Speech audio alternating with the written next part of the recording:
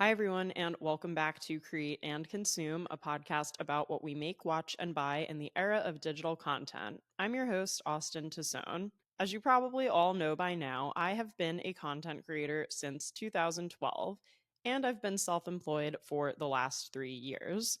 To me, being a self employed content creator essentially means that I'm in charge of my own success. I thought it would be cool in today's episode to share a few rules that I like to follow for myself as a self employed full time content creator. So, if you're interested in the behind the scenes of content creation, I think you'll really enjoy this kind of look behind the curtain and look at this episode. And if that's not your world of interest, but you clicked on anyway, there's a lot of nuggets of what I've learned about the journey of entrepreneurship over the years that I think you'll still really love. So, before we get into today's episode, we of course need to do create and consume. But now that I am several episodes in, I also wanted to give a little call to please rate and review the podcast wherever you're listening to me right now. So, if you're on Spotify, you can just go to the main podcast page, go to about, and you should see a little 5-star rating option there. Please go ahead and click that. If you're listening on Apple Podcasts, you can do the same, and you can also write a review. That would be so amazing and helpful to help the podcast get found by more people if you've been enjoying what you've heard so far. I usually do this call out at the end of episodes, but I want to make sure I sprinkle them in earlier on in the episodes from time to time too, to remind you guys to rate and review the podcast if you're enjoying it. I would really appreciate it. Let's talk about what we're creating and consuming this week. And as a reminder, you can share what you are creating and consuming with me over on Instagram or TikTok at Create and Consume Pod. So, what have I been creating this week? I have been creating assets for my new Etsy shop. So, if you listened to last week's episode, I said that I was consuming content from my friend Alyssa's digital course, which is all about how to start and scale a successful Etsy shop. And the reason I'm taking her course is because even though I've sold digital products before on my own website, really didn't know anything about Etsy and how that all worked. One of the big benefits of Etsy compared to selling digital products on your own is that people already come to Etsy kind of primed and ready to shop. There's a lot of organic traffic to Etsy's platform as it is. So you don't have to worry about driving 100% of the traffic yourself like you would if you needed to or wanted to sell digital products on your own website, which is still something I do.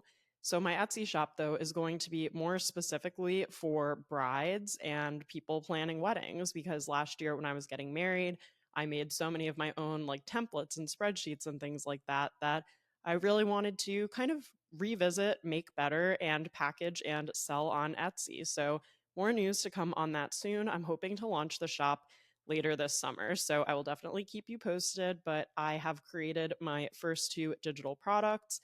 And I'm just currently in the process of optimizing my Etsy shop. So I'm filling out my about page. I am uploading product photos, getting all of my shop policies and things like that in order. So it's been a really exciting and fun project. It feels so nice to use a different part of my brain than what I use for basically the rest of my content creation, as we'll talk about more in this episode. So I've really been liking that. As far as what I've been consuming this week, I've got another book that I just finished. I think I am more than halfway through my goal for the year, which is good because we are in July. So I should be at least at that halfway point, if not a little further along. But I just finished Such a Bad Influence this week.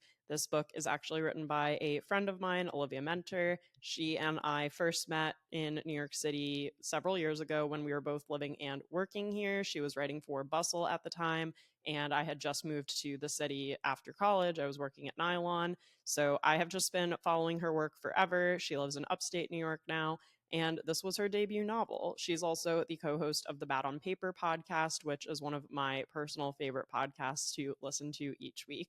So her book, Such a Bad Influence, just came out in June of 2024. It is basically about an 18-year-old influencer named Evie who basically a video of her went viral when she was just 5 years old. And so the internet has basically been watching her grow up for the last, what is that? Math is hard. 13 years or so. And she actually goes missing during a live stream. So it's kind of a mystery, and it's told through the perspective of her older sister, Hazel, who has notoriously not been part of the family like online presence, the YouTube channel, the vlogs, all of that stuff. She is very removed from that, but when her sister goes missing, she kind of starts looking into what could have possibly happened to her. It's an incredibly interesting story, especially for any of you who may be content creators or influencers or parents also. It's just has a lot to do with the implications of posting your kids online and what that could potentially mean for them in the future. I think a lot of really interesting questions were posed in this book, and I also loved the writing and the voice of the main character, or well, the narrator, Hazel. Like, I liked hearing her thought process quite a lot as I was reading this. So I would definitely recommend. I had no idea what happened in the end. The book definitely kept me guessing, and I was pretty surprised by the ending. If you have finished this book, I would love to discuss with you. Feel free to DM me on the podcast page or on my page, Austen Tosone, and let me know what you thought, because this was definitely a good one. And I'm super curious for what Olivia has in store for book number 2. And with that, let's get into today's topic, which is the rules that I follow as a self employed content creator. So, I think number 1 has to do with something that we already talked about in depth in episode 8. So, I'll just link that in the show notes if you want to go listen to that. And that's really starting my day off on the right foot. If I have a day where I wake up and I've overslept and I'm rushing to do things, which almost never happens to me, admittedly, but if I do have a day where I'm basically like not in my normal morning routine and not kind of taking those steps to set myself up for success, I do notice that the rest of my day is impacted, where either it's hard to focus or just not feeling super creative, or maybe I get in a downward spiral of, I don't know, just like comparing myself or like wondering if I'm doing the right things, which is a big part of entrepreneurship and something that even as you go on and get more successful and get more confident is still just one of those things that seems to linger in the back of your mind, or at least in my mind. I'll speak for myself here, but I think that a lot of that all comes back down to starting my day off on the right note. So for me, that includes kind of a few rules. One that I'm trying to be better about, and that I've been pretty good about since taking my 1 week off of Instagram and TikTok a few weeks back, which is to try to create before I consume. I mean, I am so glad that I'm actually able to weave the podcast title in to this episode, but it's just so true. Like, if I wake up and I've just been scrolling for like 30 minutes before I even get out of bed, it's just not the ideal way that I want to start my morning, because then I already am inundated with other people's thoughts and ideas and reels and tweets and thoughts. And I just like to wake up and kind of have more of an internal moment where I'm thinking a bit more about myself or my surroundings and the things that really matter to me, and not just necessarily the things that happen to be trending this week. So, like I said, as discussed in episode 8, I will probably turn to one of my 2 preferred morning routines. Either I'll have a bit more of an active morning, like I did today, where I do a Peloton ride before I sit down and start working, or I will have a creative morning where I'm either writing or reading or just doing something that feels creative, but isn't necessarily like fully just an extra dose of screen time, if that makes sense. And honestly, once I do these things and once I have my first cup of coffee, it sounds simple and it sounds kind of silly, but like it really does just help me go into the day with a positive mindset and make me feel very grounded, and like I can sit down and really focus, really put my best foot forward each day. Because one thing that we'll talk about more throughout this episode with being self employed is you will only really let yourself down or make yourself proud throughout the day. Obviously, I have an audience, I have people who follow along with me, but no one is thinking about me as much as I am and wondering if I am making the most of my time and doing the best work that I can. So, having my morning routine and taking that time for myself really helps me get started off on the right foot as I go throughout my workday. So, rule number 1 is definitely sticking to the morning routine. And like I said, there's a lot more details about that in episode 8. Going along with that, my next rule is really all about the fact that I have to trust myself. And I would like to say that I think I've been pretty good about trusting myself throughout my life. As I'm sure you've heard me talk about before, I am an only child. So I grew up with a pretty strong sense of self. I feel like I was raised in an environment where my individuality and my creativity was really fostered and encouraged. So if I were interested in a certain series of books or I wanted a certain American Girl doll, like Kit Kitteridge was my American Girl doll that I had. Let me know if you had someone different or you wanted a different doll. I feel like that says a lot about who you are later on in life, funny enough. But I just feel like all of my choices as an individual were always like honored and respected growing up, which I'm incredibly grateful to be able to say. And so I think because of that, I've just always had a really strong sense of self and an ability to trust that I am usually making the right decisions for myself. And on that note, too, even just acknowledging when I am taking a risk to just take a step back and say, hey, it might be risky to like start a podcast in 2024, for example, right? Like there are lots of podcasts out there, many that are much bigger than maybe mine will ever turn out to be. I have to learn a whole new skill. I might mess up along the way, but I trust that I am taking this leap and trying something new because at the very least, I'll learn something from it. And in a best case scenario, it will become something that is bigger than I ever hoped it could be, and something that people do like to listen to and do talk about and do feel comforted in. The fact that I have to even trust myself through the mistake making process, I think, is a huge part of entrepreneurship. I also feel like it's really important to trust that I am setting the right goals for myself, that I am bringing in a good amount of money each month, or an amount of money that I can live off of, and obviously, hopefully, more than that. So I have a little wiggle room. But it's really just interesting because I am the one who is accountable for myself at the end of the day. So it really is up to me to stay organized and figure out what my goals are and how I plan to achieve them, especially as pretty much a solopreneur. We'll talk a little bit about outsourcing and hiring in this episode too, but the fact that I am, the one person who looks at my goals every single day and says, okay, how are we going to get there? It's not like a bunch of other people are jumping in and saying, hey, whatever happened to this goal for the month? Like, where are we on that? I am responsible for basically overseeing all of that stuff. So, even trying and creating different systems over the years to keep track of things like that, to think about what is working well, what I can be doing more of, and also to ask the hard questions about maybe things that are not working well and that aren't necessarily a good use of time, even if they do make me money. So there is a lot of self-trust that comes with going through that process. Even something like a choice I made earlier this year, which was to close my Patreon membership. That was actually a recurring semi-passive income stream for me that was bringing in money for me each month, but really wasn't bringing me joy and was giving me more stress than anything else. To me, it just felt like one of those things that was not as sustainable as creating more long form weekly content like I do here on the podcast, or like I might do on my blog or YouTube channel too. It just felt like one of those things that I don't know. I just kind of started to dread, and that was weird because when I first started it, I was not dreading it at all. I was totally enjoying it, but the pressure to create the same quality content week over week, not just quality content, but quality content that people were literally paying for on a recurring monthly subscription. There was just something about that that over time started to feel a lot more like a burden and a lot less like an opportunity. And I think I see opportunities in so many other areas of my business where it really felt okay to kind of let go of that one and cut ties. And a few months into that decision, I'm really happy I ended up doing that.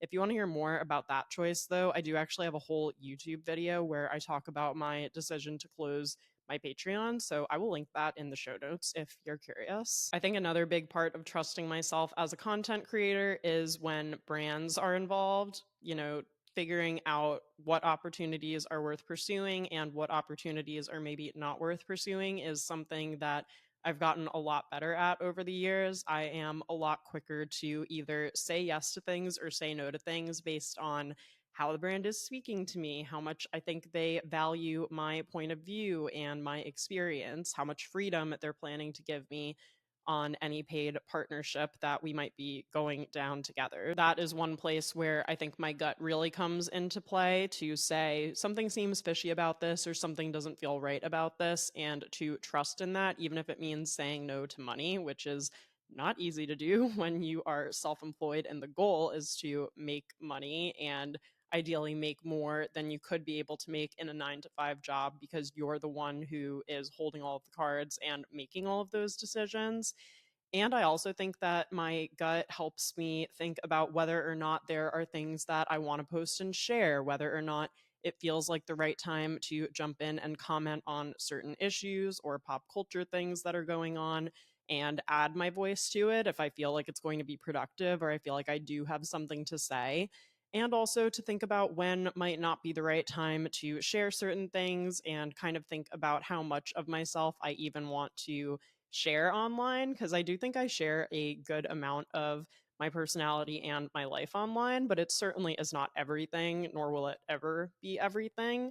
So I think that really just having that gut check and again, trusting myself to say, hey, I think this is worth sharing. I think this might resonate with someone, or I think there could be a positive impact if I do share something versus I could say something about this, but it might just cause more confusion or it might just not be the right time to post about certain things too. And I think that is a really hard balance to strike as a content creator, especially if you're a creator with a larger audience and they are pressuring you to share your take, to jump in and to comment on just whatever is currently trending online. So, trusting yourself, checking your gut are both so important, especially if you are self employed. The next rule that I wrote down just says minding my own business. And of course, that means, keeping track of my business, setting goals, making sure I'm responding to emails and meeting deadlines and all of that stuff. But I think the other interpretation of minding your business is really and this sounds so counterintuitive, especially if, again, you follow other influencers or content creators or you are one yourself, but to really like focus on you. And as much as I do think it's important to listen to your audience and your community about, especially if they're speaking in volumes about really loving a particular type of content or wanting to see more of something from you, I think that's all really valuable. But I think at the end of the day, too, staying in your own lane and doing what makes the most sense for you and what you're most excited about is the key to not just pleasing your audience or your community, today or this week, but really to having a more long-term, successful, sustainable career as an entrepreneur and as someone who is basically running your own business. To me, this also means keeping a pulse on what other content creators are doing and learning if there are new opportunities to get on a new platform and start sharing content, or if there are other ways that people are making money that maybe I haven't tried recently. But to take a step back and ask myself, does this make sense for me? And how does this fit into the overall vision for what I really want to do with my own influencer business? For example, maybe I have heard a story this past week about how one particular content creator has been making $10,000 a month from just Amazon affiliate links. That might make me think, like, wow, I should probably be sharing more Amazon affiliate links. Maybe I should be working more on my on site video commissions or other things that they offer in the Amazon influencer program. But then I also have to kind of take a step back and look at my business as a whole. For me, affiliates are typically one of my smallest income streams as a content creator. They usually make up less than 5% of my total revenue for the year, at least in the last 3 years, that's been the case. So even though one content creator is seeing success putting all of their time and energy into that particular income stream, that particular platform, I might not think that that's the best use of my time right now, just based on what I really am enjoying creating and what I like to spend time doing, as well as how I historically have made money. So that's kind of what I mean in terms of minding my own business.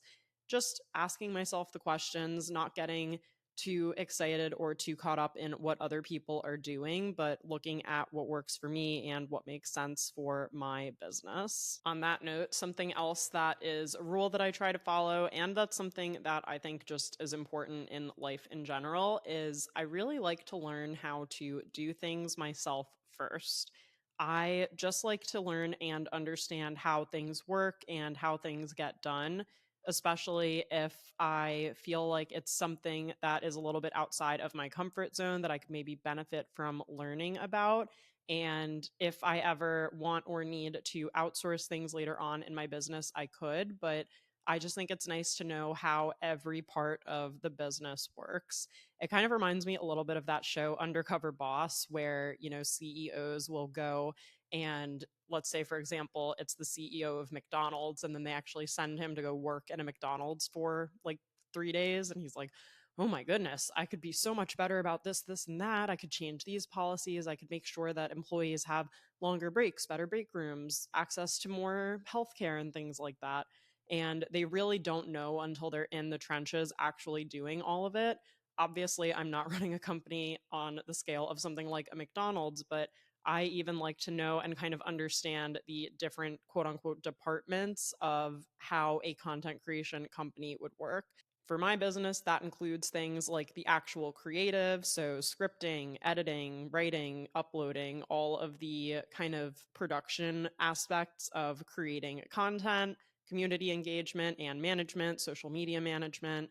Then there are things that are totally different, like accounting and bookkeeping. Those are not my strong suits, and I do have an accountant who helps me file taxes and track business expenses and things like that. But I still know what the baseline is for what qualifies as a business expense. What's a great way for me to keep track of my quarterly tax payments and things like that.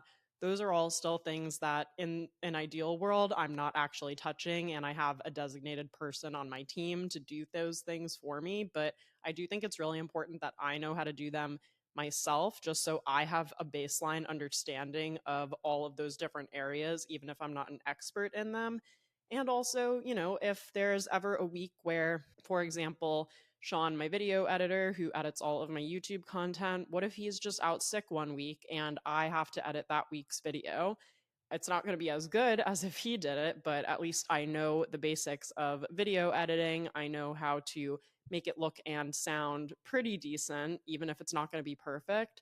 I just think that being able to rely on yourself and trust that you can at least get the job done, even if it's not as good as like a contractor or someone else on your team could be able to do it, it just means a lot. And it means that at the end of the day, you can depend on yourself and you can be self sufficient, even though in reality, you shouldn't have to be for every single aspect of your business. I think this is an especially important part of being an entrepreneur when you're starting out and you don't necessarily have the money to outsource or hire on help.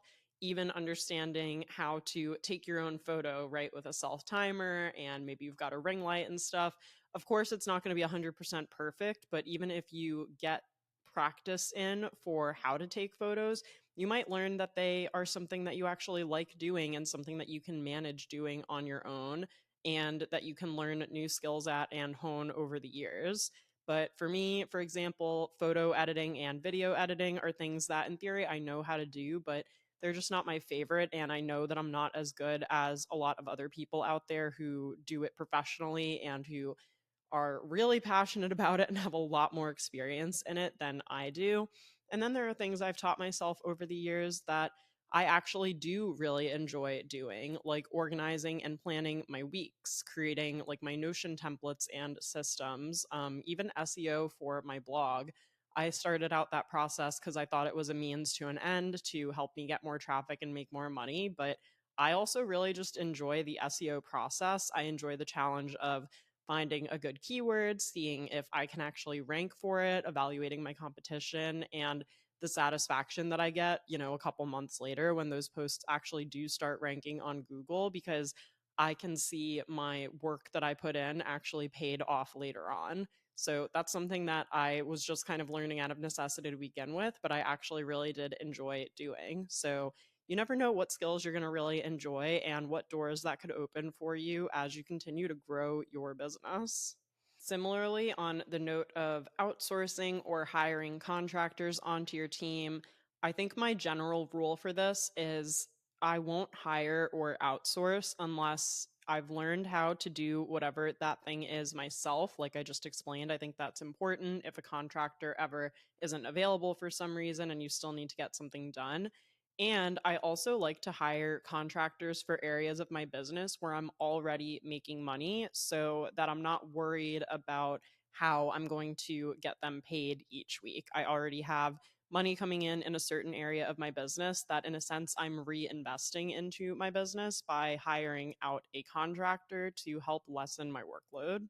For example, even though right now I would love some help with the podcast, I currently am doing everything for the podcast myself in terms of editing episodes.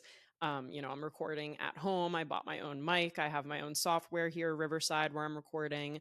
And I am also in charge of editing those episodes, uploading both the audio and the video, and creating the clips and graphics and stuff that I share on social media platforms.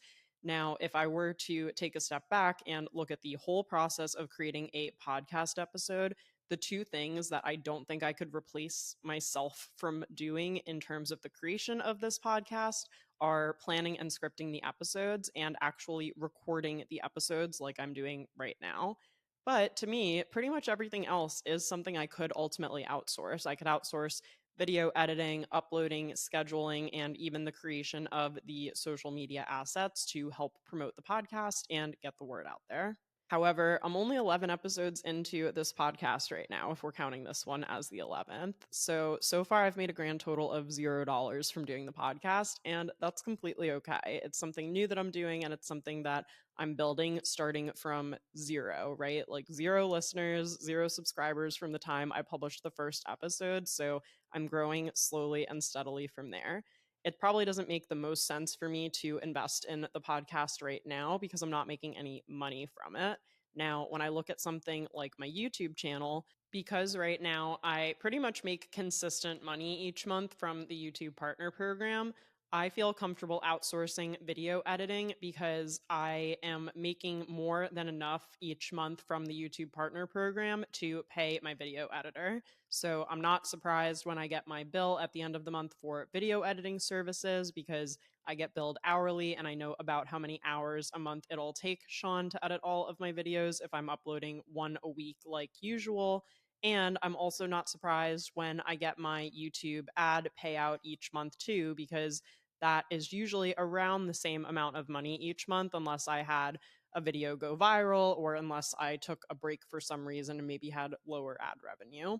So having that consistent, predictable income from the YouTube ad revenue, again, makes me feel comfortable hiring a video editor because I know that I'm not going to have to worry about paying him each month. I am just reinvesting the money that I make from my YouTube channel in editing so that I can stay consistent, that I can create more YouTube videos, and that ultimately I'll make more money from YouTube. That's also a decision that recently influenced me to add on a contractor to help me with my blog. So, like I said, I learned SEO and I actually really do enjoy SEO, but I don't necessarily have a ton of time each month to go back and not just optimize current blog posts that I'm working on, but in an ideal world, go back and optimize older blog posts to make sure that they have the best possible chance of ranking as they can and to make sure that kind of all the boxes are checked on that front too. In March, I actually hired an SEO agency to help me optimize old blog posts. And again, I felt comfortable hiring that agency because I was making enough money from my blog ad revenue to cover the cost of their services each month. So that is something that I am reinvesting back into my business. And it's been cool working with them as well because I have seen my page views go up month to month, growing pretty steadily since March. So that is also meaning that more people are seeing my content. I'm making more money from ad revenue. And then I'm not only able to cover the cost of that agency, but I'm also profiting a little bit too. And I can take that money and put it towards other areas of my business as well.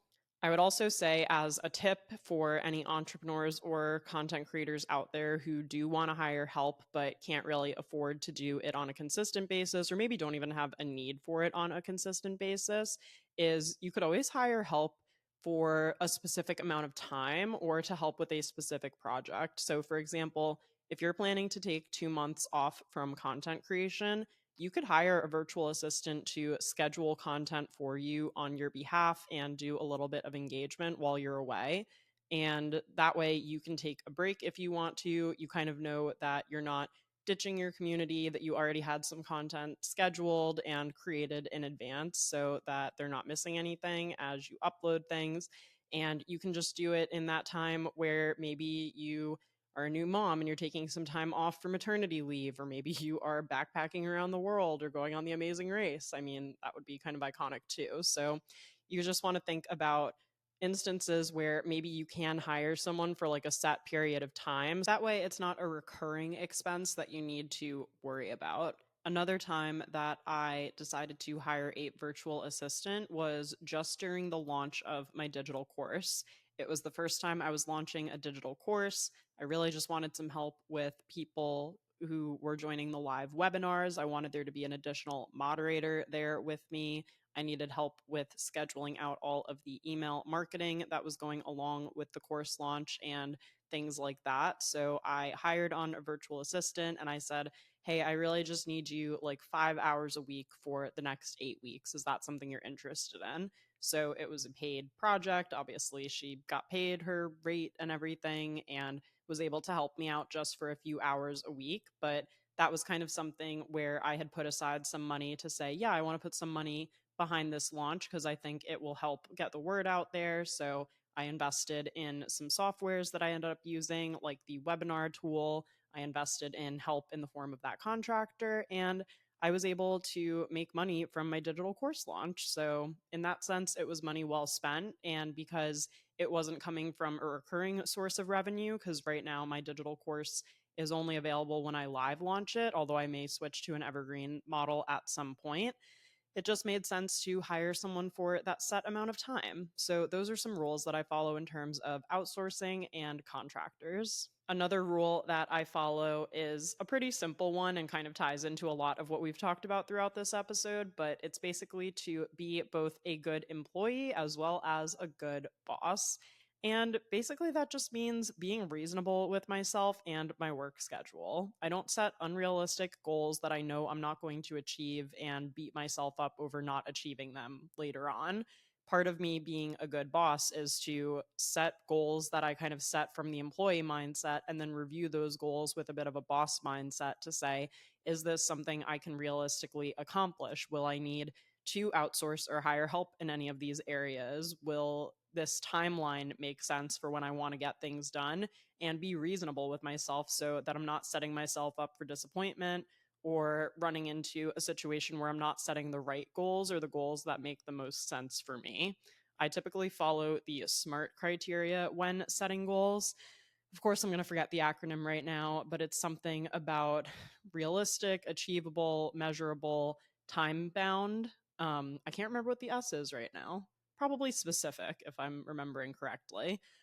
So, for example, again, I'll kind of jot down ideas I have or goals that I want to set as an employee, and then the boss part of me will kind of run through and review them to say, is this a goal that I can actually achieve? Is this a goal that actually makes sense? I also think when it comes to being responsible with my work schedule, obviously, since I make my own hours, even though most of the time I end up working like 8 to 5 most days, if there's an event with a brand that I really want to go to, that's a great content opportunity. If I stop working a little early to give myself time to get into the city and get there early, create great content, then that's something I'm going to do. If it makes more sense for me to log off at 4 so that I'm not rushing to get to an event later on, then that's something that I'll do. If I want to take time off to travel, maybe if I want to do a long weekend trip or something, maybe that means that the following week I'm working for like 3 hours on Saturday morning to just kind of balance things out and get some time back. In an ideal world, I like to take weekends off entirely, but there's always like something that ends up creeping in. And because I love what I do so much, it doesn't necessarily feel like work, but it's just something to kind of keep in mind or think about. That also means being flexible with myself to say, okay, if you want to take this trip, maybe there's some work that you can get done on the plane on the way there, or maybe you can wake up early one day that you're there to just answer your emails or post your content for the day, and just basically make sure that things are taken care of the same way that any good boss is not looking over your shoulder, being a helicopter boss, and kind of just trusts that you're going to get the work done. That's something that you kind of just need to balance on your own when you are self-employed. So I kind of like that rule and that saying of being both a good boss and a good employee. Something else that I truly believe, and that's kind of a rule that I have for myself, given how long I've been doing this, is that consistency and hard work will pay off in the end. This is something that I have seen be true for many years since I started doing this.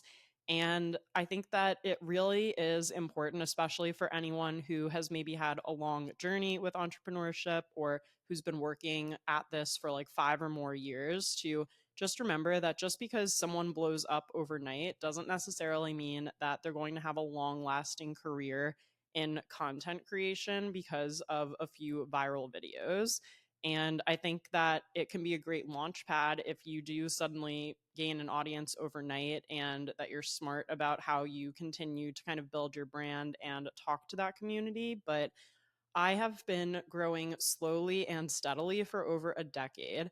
And I think that that has really enabled me to figure out things that work. It's allowed me to make mistakes along the way and not be canceled or ridiculed for them on a huge public format. If I make a mistake, maybe I'll get one or two comments about it, but it's not something that would paralyze me or prohibit me from continuing on creating content. And I also think that the consistency factor is so important. And I think that that's something that's become increasingly hard for content creators over the years, especially when you think about, the ways that short form content has changed how people build audiences and also how people create content, in the sense that with short form platforms, as I've talked about in other episodes, more is more with them. The algorithms want new, fresh content to show people time and time again to increase the time that people spend on those platforms. But in terms of what consistency looks like for each content creator, it's going to look different from person to person. I really like long form content platforms because they enable me to be consistent without diminishing quality. Because I can create one high quality podcast episode a week and still grow my podcast. Same thing with YouTube and a blog post. I can post once a week a really thoughtful, well researched, evergreen, SEO friendly piece of content, and people can still discover that content years later on down the road. So that's why I feel like consistency and finding the platforms that you feel like you could create for and could post on for a really long time are so important, because that means you're playing the long game as a content creator. That means that you're going to be able to do this for as long as you want to, or pivot and change things to make it work as you grow and as your lifestyle changes over the years. Because if you looked at where I was a decade ago compared to where I am now, my life has changed quite a lot. And in many ways, it's really changed for the better. And what worked for me back then when I was first starting out on my content creator journey is maybe not necessarily what works for me right now. I used to post to Instagram literally every single day. I used to take an outfit photo and upload it to Instagram pretty much every day, no matter what, which meant, having my hair curled and my makeup done, having a great outfit to wear every day, shopping more, and buying lower quality items to kind of keep up with something like posting every single day. Whereas now I am usually getting made up, if you want to call it that, like 2 to 3 times a week max instead of every single day. I try to batch film content. I try to plan content so that I can make it easier for myself to actually stay consistent, especially on the long form platforms, which are currently my priority. And it's just something that I think all content creators could benefit from taking a step back and asking, what is the best way for me to do this consistently and not burn out? Because I think burnout is something that is very real and very prevalent in the influencer industry, and something that should not be taken lightly. Because even if you did work really hard creating short form content and grow an audience on a platform like Instagram or TikTok, it's really hard to maintain all of that. And it's really hard to take breaks without being or feeling like you're being punished by some of these algorithms. So I actually have a whole blog post that I will link in the show notes about overcoming burnout as a content creator, if that's something you feel like you have gone through. But I think what it really comes down to is showing up for your audience at a consistency that you can handle and that makes sense for you. And honestly, just not giving up. I think at the end of the day, people who see things through and don't give up and work hard are rewarded for doing that. So that's something that I truly believe, and that's a rule I follow as a full time content creator. Another rule that I follow is to stand by my pricing minimums. And this is one that I think I was a little bit more lenient on earlier on in my career, but is something that I think is really important that I stick to now. And what I'm talking about here is basically brand partnerships or anytime I get hired for client work, like through consulting or hosting workshops or anything like that. One piece of advice that I always give to other influencers and fellow content creators is to create basically a pricing scale in your head, which is the ideal amount you would like to be paid for content creation, but also what the minimum that you would agree to do it for is.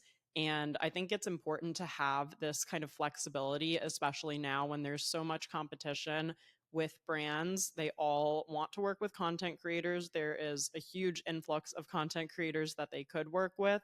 And basically, they're going to try to get the creator who most aligns with their vision, who has the most reach and audience possible for the lowest price they can swing. So that is basically like the job of someone who works in influencer marketing, and it's not something we should take personally. That's just kind of how the business is. Of course, you want to get the best creator for the best price at the same time. And for that reason, if you find that you are competing against creators with a larger audience than you, or with more reach, or with better engagement, if you need to come down on your rates a little bit, I think having that minimum number is so important, and not going below it is also really important. And to me, it's just a mental self worth thing where if I go below the minimum, I am going to resent that project the entire time I'm doing it. I'm going to say, like, I'm not even being compensated what I think is my minimum. I'm going to dread doing it. I'm going to be stressed about it. And the work probably it'll show in the work at the end of the day. So that's really why I do like having pricing minimums and standing by them. And I think that it's hard to know your worth and know your value as a content creator, but I think everyone knows where the bottom is for them. I think that it gets harder to price your work as you grow and as you get more experience, as you grow your audience, as you get better engagement. But I think that having that minimum is something that is really important to identify. So if you're a micro content creator, maybe your minimum is going to be, I won't go below $500 for any piece of content creation, no matter what.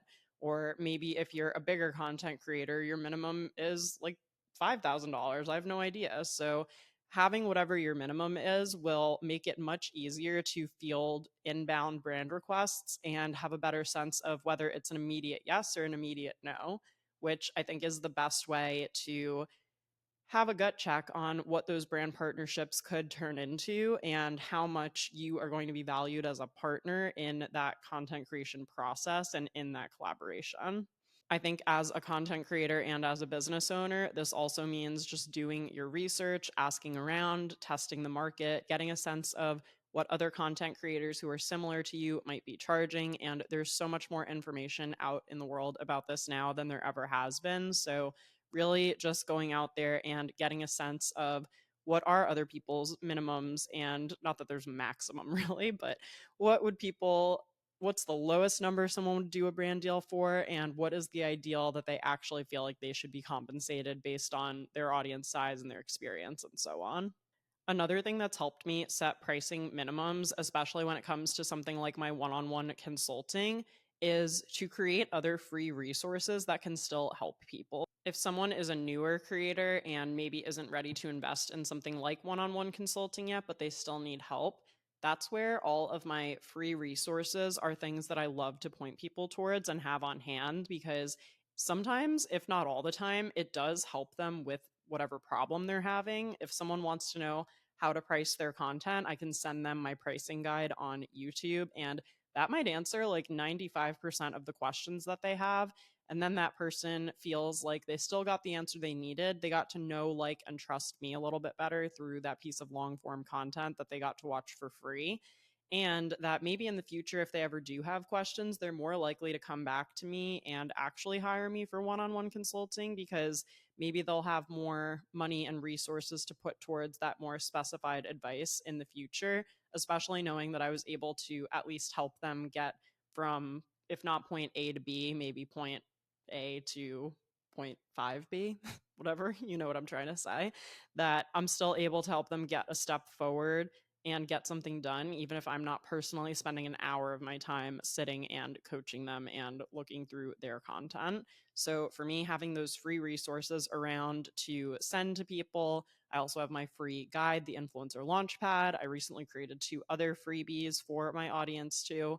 And those are just things I like having on hand because it still brings people into my world. It helps them, like I said, get to know me better and understand where I'm coming from and my approach to how I teach content creation and how I educate influencers, but it doesn't mean that they necessarily have to book that more pricey one on one session with me. So that's something else that I think about in terms of setting my pricing minimums.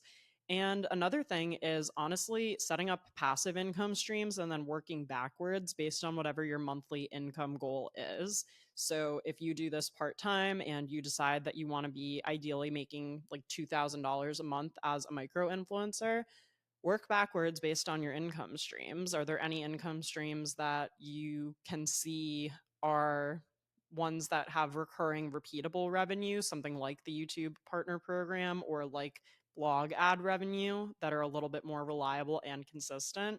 And if you can work with a brand once a month, approximately, would you be able to charge them like $1,000 for a project? Why or why not? What are you giving when a brand works with you that maybe they're not getting from other content creators? So I also think that working backwards has helped me keep and maintain my pricing standards high and has helped me feel more valued when I do actually work with a brand on a particular project, because I know that at the very least I'm getting paid my minimum, and at hopefully more than that, I'm getting compensated very well for the content I'm creating because of my expertise and because of the amount of work I put into a brand partnership. And also, on that note, another rule that I follow as a self employed content creator is to double down on what's working that I enjoy the most.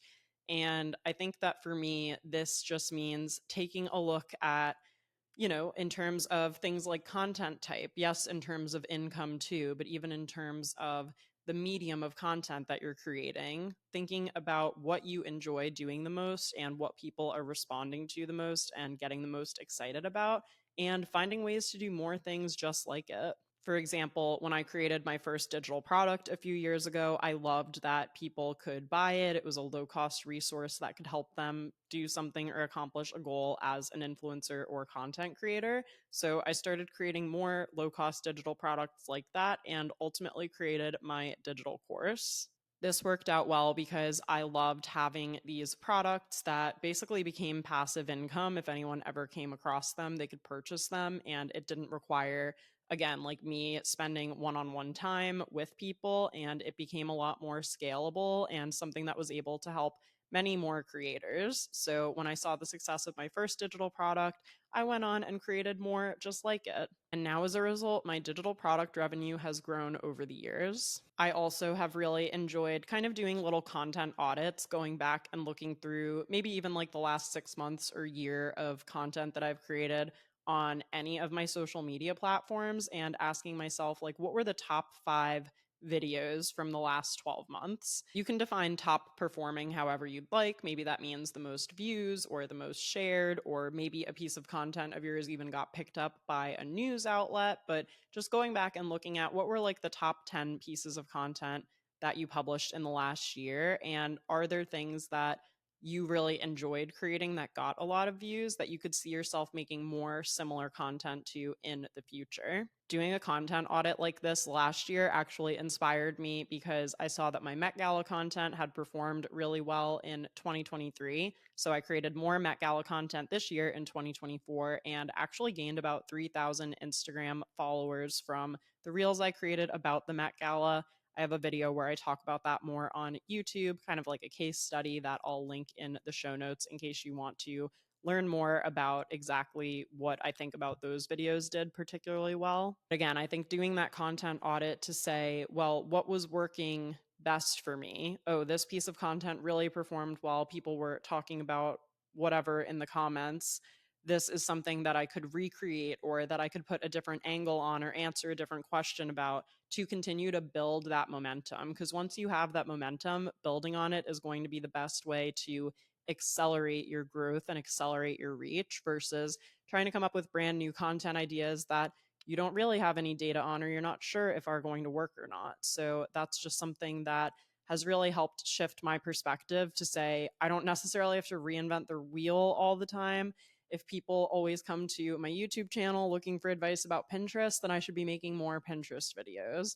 If people come to my Instagram because they're interested in celebrity fashion, that is definitely an area that I can consider incorporating more into my content there. So, hopefully, you see what I mean there. And doubling down on what's working is just all about making your life easier and consolidating your efforts, especially when you're one person trying to grow an entire business. This is a relatively new rule that I made for myself, but I think it's important given the current state of the world, which is to use AI to speed up my creation process, but not to entirely replace my creation process. Obviously, AI could be an entirely separate episode. We could literally talk about AI for however long my episodes usually are, what, like 45 minutes or an hour. It's just one of those things that I feel like the whole world is going to come around to at some point in some way. But I think it really is a question about how we choose to implement AI tools and what the actual capabilities of these tools look like. And I am not really a fan of using AI to fully replace certain parts of the content creation process, but again, I have found AI tools to be incredibly helpful in speeding up my content creation process and helping me get from point A to point B a lot faster now because of the tools that are available and because of how I am trying to use those tools.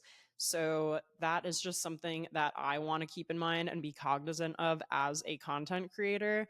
As I've mentioned, on YouTube before, I would never just like ask ChatGPT to write me a blog post and then copy and paste it into my blog.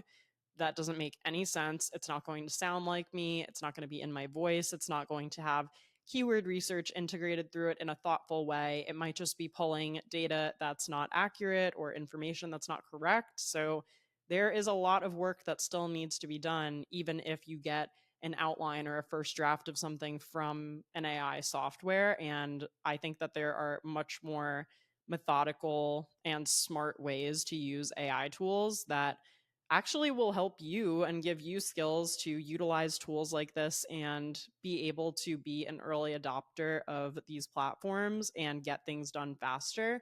But I just don't think there's any fun or happiness in the idea that one day AI could just do literally every single step of creating a piece of content for us. But I also think that us being proactive and smart about how to harness these technologies and make them work for us is going to be a big part of what the future looks like in terms of AI. Another hugely important rule for me is to make sure that I'm cheering others on. And this is actually a lot easier than it might seem like. I think that in terms of the influencer industry, especially the fact that it is female dominated, there is a lot that can come up in terms of jealousy, comparison, just online image and all of that. And at the end of the day, if I ever feel myself being jealous or comparing, to me, that means that person's probably doing something right. So instead of dwelling, I'll just kind of make a point in my head to reframe the narrative and say, you know what, good for them, exciting for them, like cheer them on, maybe leave like a nice comment or something.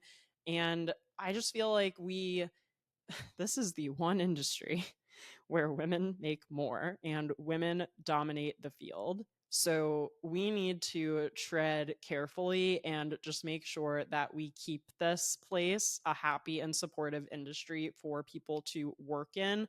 I know that's very idealistic, and I know that in many ways it's not actually like that, and that there are a lot of issues with the influencer industry, but I think that a lot of them are solvable, and a lot of them could honestly be solved by kind of doing what I'm talking about here and what I even mentioned earlier, which is like to stay in your lane, do what works for you, do what makes you happy, and for whatever else other people are doing, let them be. Be supportive, cheer them on. Also, take full advantage of the mute button. It is there for a reason, okay? I mute people who I love, but sometimes their content just doesn't do it for me or makes me feel a certain type of way. And that has nothing to do with them. That's about me.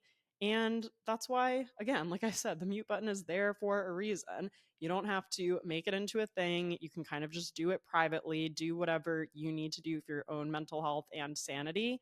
And no one ever really has to know about it. I also don't understand when people leave, just like really mean comments or get really riled up about things that are actually very, I don't know, not that big a deal at the end of the day. And so for me, again, that's really about protect your peace, stay in your own lane. It's just something that I feel like we could all benefit from doing. And again, if I do feel those feelings of jealousy, I try to turn it around and use it as motivation. Like maybe did someone get sent a PR package from a brand that I would have loved to receive? Well, let's think about it for a second. Have I posted about that brand recently? Have I tagged them in anything? Have I commented on their posts? Maybe they don't have any idea that I exist. And so it's not the other creator's fault if I'm not on their radar. What could I do about it to kind of change what could happen in the future? So that is a rule that is pretty important to me. I know it's kind of towards the end of this list here, but I think at the end of the day, what's meant for you won't pass you by. Is that the quote? So again, even if I didn't get that particular PR package, which by the way is like probably the biggest first world problem, I think we could all agree, it just means that maybe I wasn't supposed to get that because maybe there'll be something better for me on the other side, or maybe the PR package, maybe all the products had honey in it, which I'm allergic to. So, whatever is actually meant to come for you and have an opportunity to be presented to you, again, whatever's meant for you will find you. I actually do believe that. And I feel like that has come to fruition time and time again in my life for me. So, there's no reason not to hold on to that viewpoint and kind of proceed by believing that, because why not? That's a nice thing to believe.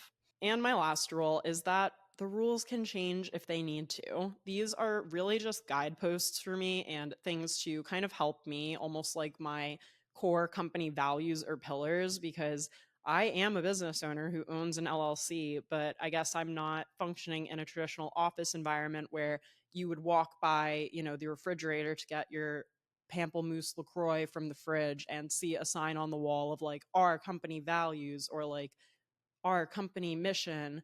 And that's kind of what this is for me. It's kind of just a record or a document of how I feel about running a business, how I feel about being self employed. And the crazy thing about this industry and the crazy thing about people also is that they can change and they can grow. So I think that having this kind of working list of rules is always helpful for me to remember what I stand for, remember why I like to create in the first place, and what type of business I want to run, not just for myself, but for my audience and for anyone else who might end up working with me in the future too. But things change, people change, platforms and algorithms change, as we very much know. And I think that there just needs to be room for flexibility, which is something that has been a lifelong lesson for me. I am not the most flexible person historically. I like having a plan. I like, having a system in place, but that's not how life works. Things can change at a moment's notice. And so that's why, as much as I think it's nice to have rules, they can change every once in a while if they need to. Like if you have a friend who randomly is in town who you haven't seen in a long time and you're self employed, it's okay to take time, take a long lunch on like a Tuesday to go meet up with them. You'll make up the work later at some point. Or it's okay to realize partway into working with someone, maybe that you've hired to do something, that maybe they're not a good fit and to part ways. But at the end of the day, that it really is where your gut comes back into play to say, is this a rule still worth following, or is this a rule that's meant to be broken?